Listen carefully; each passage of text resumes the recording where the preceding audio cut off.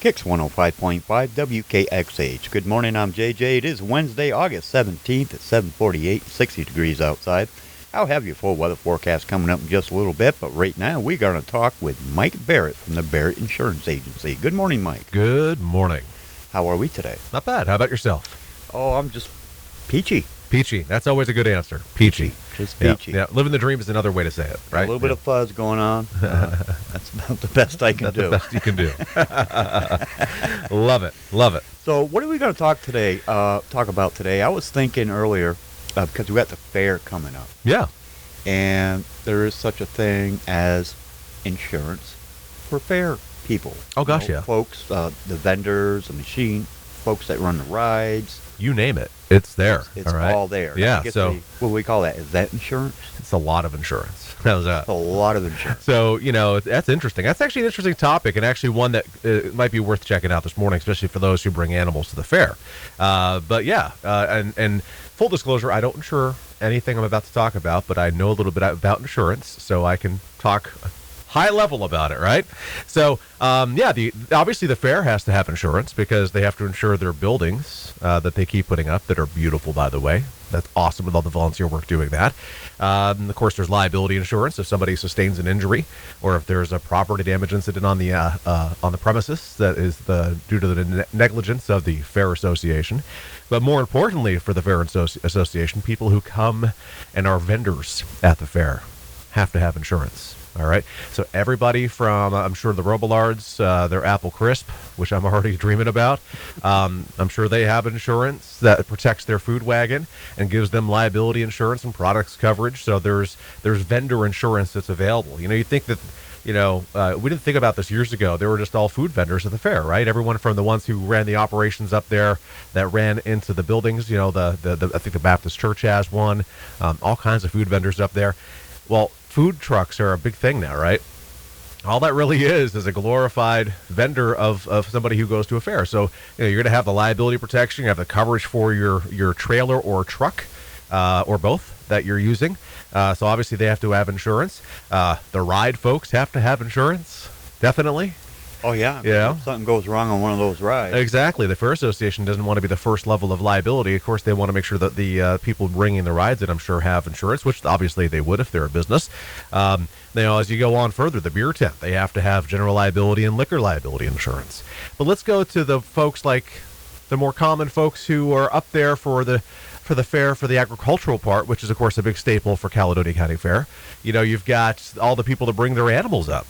So the barns all have animals in them. Are those animals covered? Yeah. If they have the right insurance, they have coverage for the animals while they're there because the animals are covered wherever they happen to be because they're usually out roaming multiple pastures.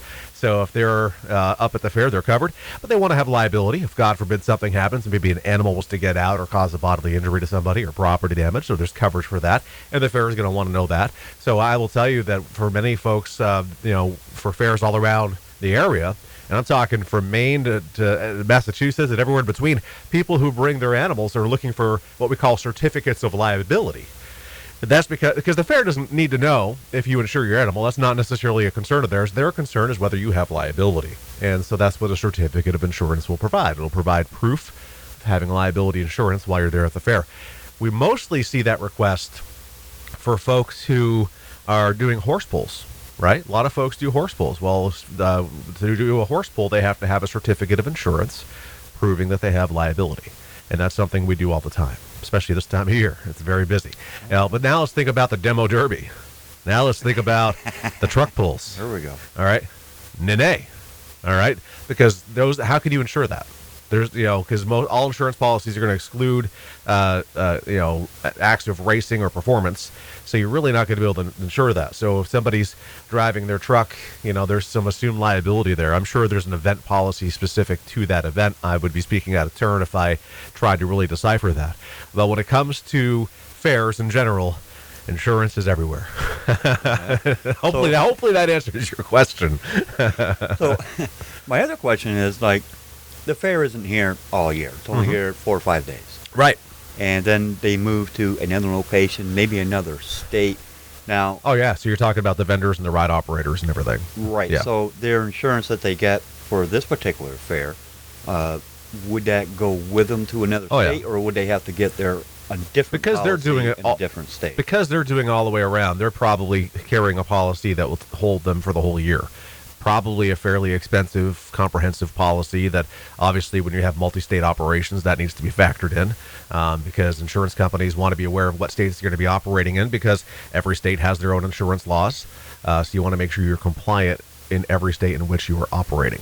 So yeah, they would have I'm sure a big policy that's a year-round renewal policy, whereas some of the vendors may have specific event policies. Remember, event policies exist for a number of reasons. If you're going to be doing something like a craft fair, maybe holding it at the Moose Lodge, you can have an event policy for that. If you have a wedding reception, if you have an event for, like a street fair or a parade.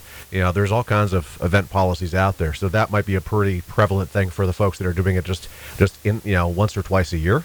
But for those who are full timers that are traveling fair to fair, I'm sure they have a policy that goes with them. So.